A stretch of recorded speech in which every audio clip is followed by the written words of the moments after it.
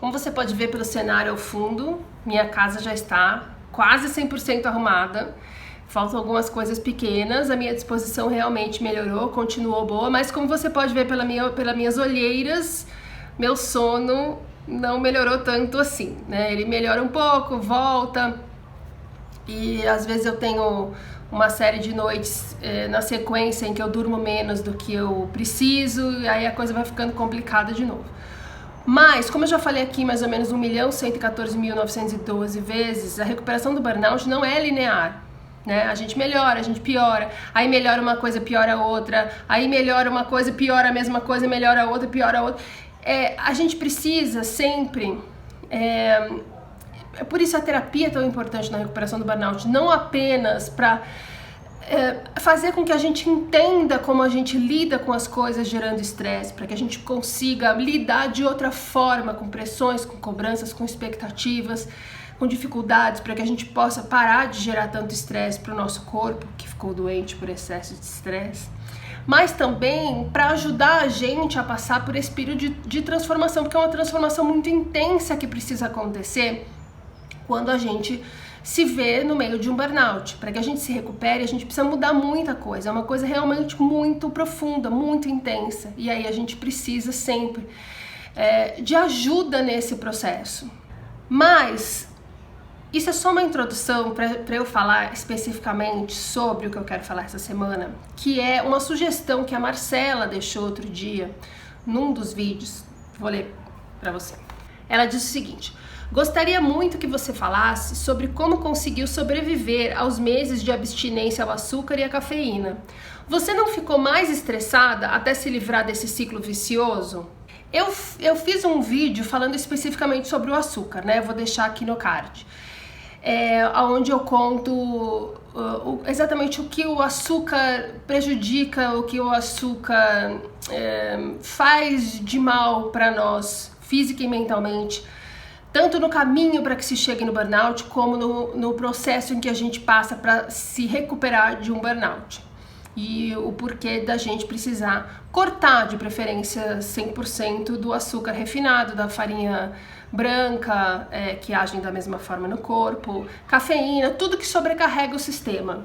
Grosso modo, porque o corpo com burnout, ele tá sobrecarregado, ele tá super estimulado. E aí qualquer tipo de super estímulo vai colaborar com a doença, vai colaborar com uma situação de pane, que é o que o burnout é. Então cafeína e açúcar são coisas que, na hora que você começa a entender como o seu corpo está funcionando, não existe desculpa para você continuar consumindo. Porém, tanto o açúcar quanto a cafeína são drogas, e o cérebro responde a eles como responde a cocaína, entendeu? Não é uma coisa simples de você se livrar, e esse é o ponto da Marcela. Tentar se livrar, tentar cortar do dia a dia a cafeína e o açúcar não vai deixar a gente mais estressada, sendo que a gente está tentando tirar as fontes de estresse para poder se recuperar. E aí é interessante essa consideração dela, porém muito clara para mim. Eu aí volto ao assunto que eu estava falando no vídeo da semana passada e que eu tenho falado muito ultimamente, porque é uma coisa realmente muito importante, que é a respeito do comprometimento que você tem em mudar a sua vida, a sua forma de pensar, os seus hábitos que te deixaram doente, para que você possa se recuperar, para que você possa se curar. Eu acho que para entender qualquer dificuldade que a gente possa vir a ter no caminho, nesse processo do burnout, é fundamental que a gente entenda, deixa eu ver quantas coisas, 4, 5, acho que 5 coisas. Primeira coisa, você precisa ter alguém que te oriente. Não importa se você está trabalhando, se você não está trabalhando, se você tem salário, se você tem dinheiro, se você tem quem te ajude ou não. É preciso ter ajuda especializada na recuperação de um burnout. Você não vai conseguir se recuperar sozinho. Você precisa de um médico e você precisa de um psicólogo. Isso é o básico, isso é fundamental. E um médico ortomolecular, você pode ver, tem 400 vídeos aqui no canal falando a respeito de como não adianta ir a um médico alopata, como o tratamento não é o psiquiatra, ele pode ajudar, mas não resolve. Você tem que ir no médico ortomolecular e tem que procurar uma terapia, não terapia alternativa. Você pode procurar uma terapia alternativa como complemento, mas você precisa de uma terapia com um psicólogo. Isso daí é o 1.0 fundamental de qualquer recuperação de burnout. E aí a gente vai para o item 2, que é o seguinte: você precisa entender absolutamente tudo o que está acontecendo com o seu corpo e com a sua mente. E é nisso que o tratamento médico, e o médico especificamente, e a terapia e o psicólogo especificamente vão te ajudar. Você precisa entender como a sua mente funciona, como ela está funcionando agora, como o seu corpo funciona, como que ele ficou doente, o que está acontecendo com ele agora e o que você precisa fazer e o que você precisa fazer para melhorar. E a partir deste entendimento é que o apelo do açúcar, da cafeína e de outras coisas que a gente precisa mudar deixa de ser tão forte.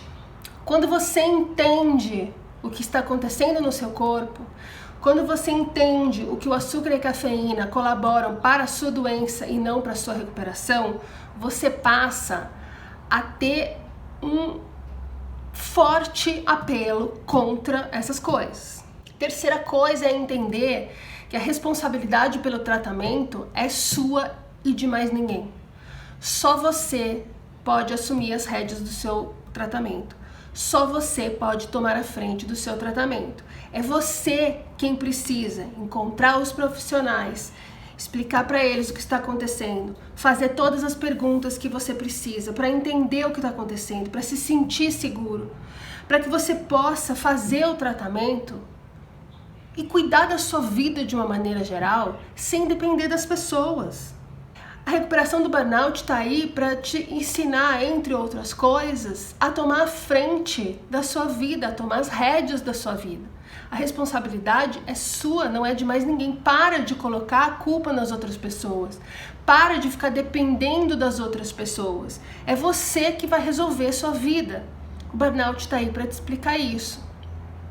Quando você entende que a responsabilidade do tratamento é sua e de mais ninguém, você começa a sentir mais o peso das decisões que você vai tomar.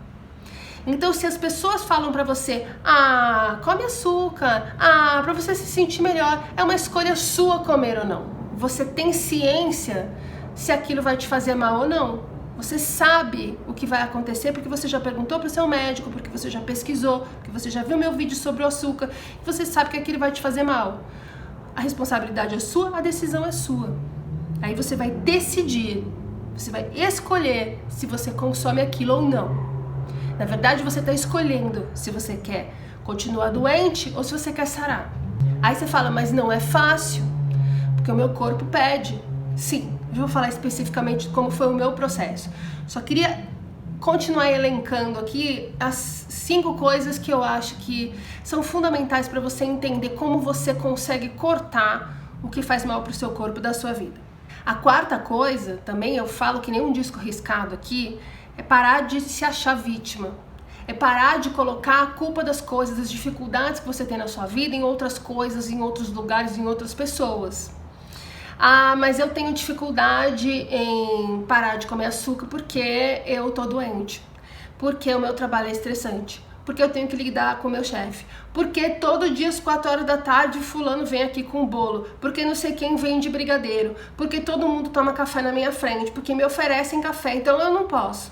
Nada disso conta como dificuldade para você cortar o açúcar e o café da sua vida, considerando a importância que você já sabe que tem cortar essas 2 coisas da sua vida, considerando que você entende que o único responsável por você ficar melhor ou pior é você mesmo. E a última coisa é você saber que durante a recuperação do burnout você vai cair. Você vai cair, vai dar merda, você vai piorar. O truque da recuperação do burnout não é não cair, porque não existe isso na vida. É você conseguir levantar o mais rápido possível. Conseguir levantar cada vez mais rápido. Então, se você resolveu cortar o açúcar da sua vida, e aí você e aí você cai em tentação e fala, ai, mas eu comi um pedaço de bolo, eu comi um brigadeiro. Não é o seu pretexto para falar, ah, então foda-se também, eu não consigo, é super difícil, eu tô passando mal aqui, também tenho que lidar com isso, não quer. Não, é você falar, ai, comi um monte de açúcar e agora eu tô até me sentindo pior. É você ter autocompaixão aí e entender que é um processo difícil, que faz parte do processo cair, fazer coisa errada, voltar atrás e, enfim, cair em velhos hábitos. E você pensar, ok, por que aconteceu isso? Ah, por exemplo, porque, putz, eu fiquei ansiosa com não sei o quê. Então, vamos prestar atenção a partir daqui para que isso não aconteça mais. Eu acho, assim, que sendo a responsabilidade pelo tratamento sua, tendo você perguntado, pesquisado, ido ao médico, perguntado sobre alimentação e efeitos do corpo e etc., você vai saber discernir ali se dentro da sua personalidade você acha mais fácil funcionar cortando de uma vez o açúcar e a cafeína da sua vida ou diminuindo aos poucos. O que você precisa entender é diminuir aos poucos, às vezes, é um pretexto que a pessoa sem perceber arruma para continuar consumindo. Então, ao invés de comer, vou chutar, tá? 5 brigadeiros por dia, eu vou comer 3, porque é menos. Mas 3 é bastante. Então, você não pode só diminuir para 3, você tem que diminuir para 4, e aí você tem que pôr um objetivo. Você tem que colocar um tempo. Daqui, sei lá, uma semana eu vou diminuir para 3. E dali uma semana eu vou diminuir para 2. E dali uma semana eu vou diminuir para 1. E depois eu não vou mais comer brigadeiro. Quando a pessoa tem uma compulsão, ela acaba substituindo por outra. Então, se você consome cafeína e açúcar e fala, vou cortar primeiro o açúcar e continuar com a cafeína, por exemplo, ou vice-versa, o que vai acontecer é que você vai aumentar o seu consumo da coisa que você se permitiu e não vai adiantar nada, você vai acabar sofrendo e não vai adiantar nada. Eu acho que a gente precisa, diante desses 5 itens, entender que é preciso ser um pouquinho radical, tá? Não adianta você ser indulgente e falar, ai, mas é tão gostoso, eu tô passando por tudo isso e ainda por cima vou precisar diminuir o açúcar, então eu vou diminuir aos pouquinhos. Na minha opinião, o melhor que você faz é cortar de uma vez, sinceramente. Vão ser 2 meses muito difíceis, porém depois o paladar vai acostumar e você deixa de ter vontade. Foi isso que eu fiz. No começo, eu lembro até hoje de um comercial do leite condensado Itambé que passava na época, que tinha uma hora que abriam a lata e ia fazer aquela, parecia uma mussarela assim, com leite condensado, e enchia minha boca de água. Tanto que faz 4 anos e eu lembro até hoje. Porque eu olhava aquilo e falava, gente, meu Deus do céu. E outra, cada pessoa que eu via consumindo alguma coisa com açúcar, eu me sentia a pior pessoa do mundo, eu me sentia super vítima. Porque eu falava, por que ele pode comer e eu não? Porque, olha, todo mundo pode comer e eu não. Era tipo um horror. Você passa 2 meses que você vira criança. Porque você tem dificuldade de entender porque você tem que passar por aquela provação tão dura. Você fica com vontade, você sonha, você sente cheiro. Quando alguém tá comendo na sua frente, você não consegue prestar atenção na conversa.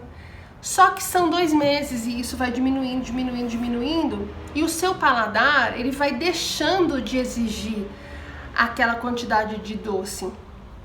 Eu lembro que eu comia, eu adoro banana com aveia. E eu punha banana, açúcar e aveia. E aí, depois de uns poucos meses que eu tinha cortado o açúcar, eu lembro que eu amassei a banana, coloquei a aveia e fui experimentar que gosto tinha. Na hora que eu botei na boca, eu falei, ai meu Deus, sem perceber, coloquei açúcar. Mas eu não tinha colocado, não tinha nem açúcar na minha casa. Mas era o mesmo gosto pra mim. O paladar muda completamente, é uma coisa impressionante, é impressionante. Porque a gente vai acostumando o paladar com açúcar, cada vez mais açúcar, cada vez mais açúcar, e aí ele vai exigindo cada vez mais para que você sinta aquele gosto. Por isso que quem come muito açúcar fala, eu tenho paladar infantil, eu não gosto de legume. Não é que você acostumou seu paladar com ultraprocessados, e ultraprocessados têm alta palatabilidade, ou seja, eles têm lá seus conservantes, seus açúcares, muito sal, muita gordura, e isso faz com que o seu paladar acostume com uma super estimulação. Aí você vai comer uma abobrinha, você fala, pelo amor de Deus, né? E o açúcar faz isso, a cafeína faz isso. Ele vicia seu paladar. Então é muito complicado de diminuir cada vez mais, porque você começa a sentir falta e aí é mais fácil você cair em tentação. Eu acho que é mais fácil cortar de uma vez, vão ser 2 meses e aí só alegria. O que você pode cair no erro quando você decide diminuir aos poucos é você diminuir um pouco e estacionar. Você pode aumentar sem perceber. Então, se você for diminuir aos poucos, você precisa ter objetivos. Daqui X dias eu vou ter diminuído para tanto, daqui X dias eu vou ter diminuído para tanto, daqui X dias eu vou ter diminuído para tanto. Mas você precisa considerar que o açúcar não é só o açúcar que você põe de colher, é tudo o que tem açúcar. Tudo que tem farinha de trigo, porque quando você come farinha de trigo e quando você come açúcar é a mesma coisa, o efeito é o mesmo, a farinha de trigo é transformada em açúcar dentro do corpo. Então quando você resolve cortar açúcar, você também tem que cortar a farinha de trigo. Só que uma coisa que a gente não considera quando se vê diante desse desafio, vamos dizer, de cortar o açúcar, a gente só vê o lado ruim. Meu Deus, eu nunca mais vou poder comer pizza, eu nunca mais vou poder comer brigadeiro, eu nunca mais vou poder comer chocolate, eu nunca mais vou poder... Tem 2 coisas aí. Quando você não pode comer as coisas, você aos poucos vai aprendendo a substituir por outras coisas. O seu paladar vai exigir menos doce. Então, apesar de hoje parecer uma coisa insana o que eu vou falar agora, vai ter dia que você vai ter vontade de comer doce e vai se satisfazer com uma fruta. Juro, por Deus. Porque o paladar deixou de precisar daquele estímulo absurdo que o açúcar dá para ele. Quando você corta o açúcar, você passa a ser menos ansioso, porque o açúcar faz a sua ansiedade aumentar. E a ansiedade faz você comer açúcar. Você come açúcar e a sua ansiedade aumenta. Então, quando você corta o açúcar, você corta esse ciclo. Então, a impressão que a gente tem é que a gente vai ficar mais estressado simplesmente porque a gente não tem mais uma muleta que ajuda a gente a lidar melhor com as coisas ruins da vida.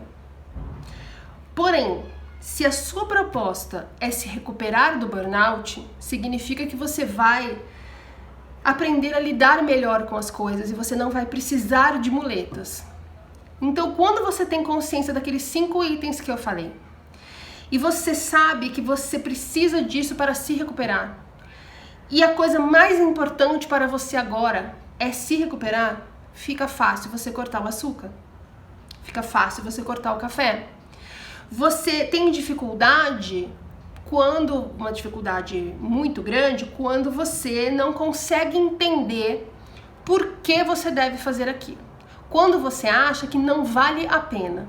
Se você acha que é mais importante continuar comendo doce, você não vai conseguir cortar o açúcar, mas você também não vai conseguir se recuperar do seu burnout. Então essa é a hora em que você tem que entender que você tem responsabilidade pelo tratamento, que você já sabe, já tem as informações relevantes. Você consegue parar de se fazer de vítima. Você consegue não ter mais essa muleta. Você consegue ser maduro e falar: para me recuperar, eu preciso cortar o açúcar. E aí você corta o açúcar. Para me recuperar, eu preciso parar de tomar cafeína. Eu preciso parar de tomar Gatorade. Eu preciso parar de, sei lá qual é o vício que você tem, que é composto de cafeína e de açúcar. E você para. O estresse não está em parar de comer açúcar e de tomar café. O estresse está em você não achar que vale a pena e se ver obrigado a cortar uma coisa que não faz sentido para você. Então, o truque é você entender de coração por que você deve cortar. E aí você consegue cortar. Enquanto você estiver achando que é uma sacanagem, que é azar, que não vale a pena, que você vai ficar estressado, que, ai meu Deus, eu vou sofrer, puta merda, ele tá comendo. Enquanto você estiver nessa vibe, você não consegue cortar. Você acredita em mim, você precisa cortar. Então, dá teus pulos pra entender.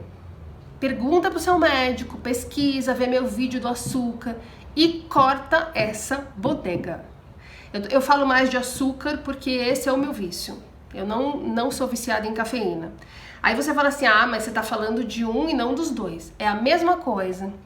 E de novo, uma compulsão é substituída por outra. Se você falar, vou parar de tomar café, você vai comer mais açúcar. Eu vou parar de comer açúcar e continuar café, você vai tomar mais café.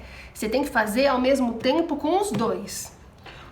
Então, ou você traça objetivos, mas num período curto, tá? Não é até 2022 eu vou parar de comer açúcar.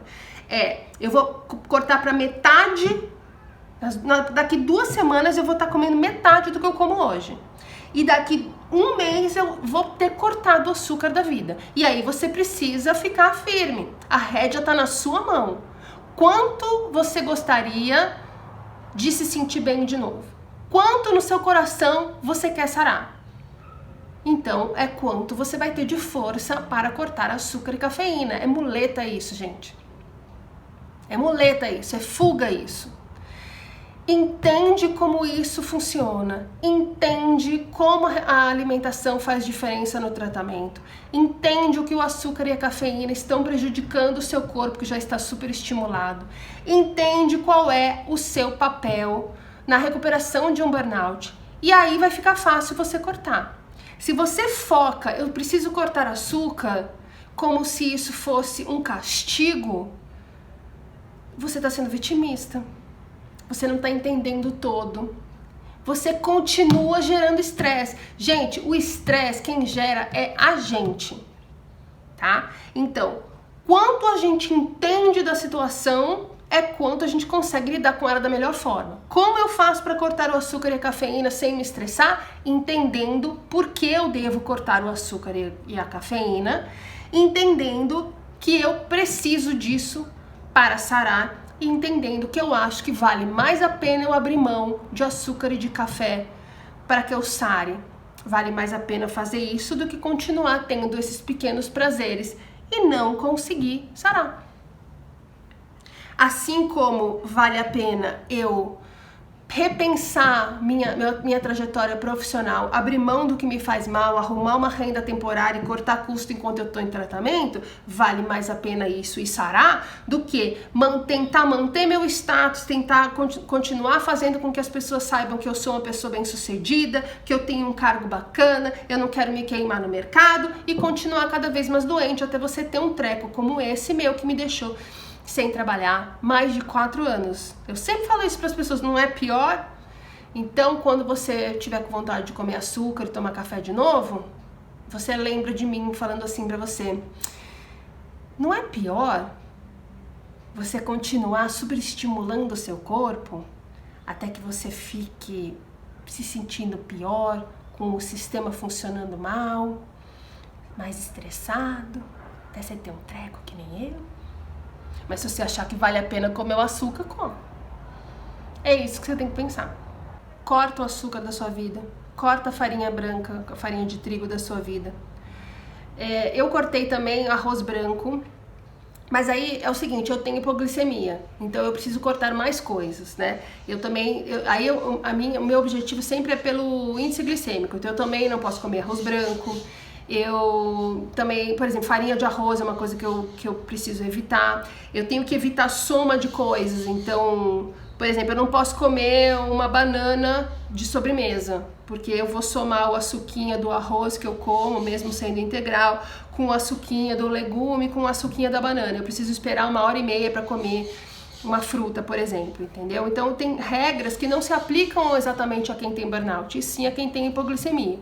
Por isso que eu não entro especificamente nas mudanças que eu precisei fazer na minha alimentação. Atualmente, por exemplo, meu médico pediu para que eu evitasse comer proteína animal, apesar dele ter liberado laticínios. Tem gente que vai no médico e o médico proíbe de comer laticínios. Tudo depende de como o seu corpo está funcionando. Por isso você precisa de um médico ortomolecular e você precisa perguntar para ele coisas específicas, até você entender exatamente. Se ele pede para você cortar uma coisa, pergunta por quê. Evitar significa o quê? Significa não comer, significa posso comer uma vez por semana, posso diminuir 20% se eu for numa festa, entendeu? Você precisa desse tipo de orientação, você precisa entender o que aquilo faz com o seu sistema, para você saber tomar decisões, para você saber escolher se aquilo vale a pena ou não, se aquilo faz sentido ou não. Se você entende, você não se estressa com a escolha. Quando eu fiz uma dieta um tempo atrás, que eu emagreci, já falei aqui 400 vezes, eu emagreci 40 quilos. Como você emagrece 40 quilos sem fazer bariátrica? Você entende por que aquilo é importante.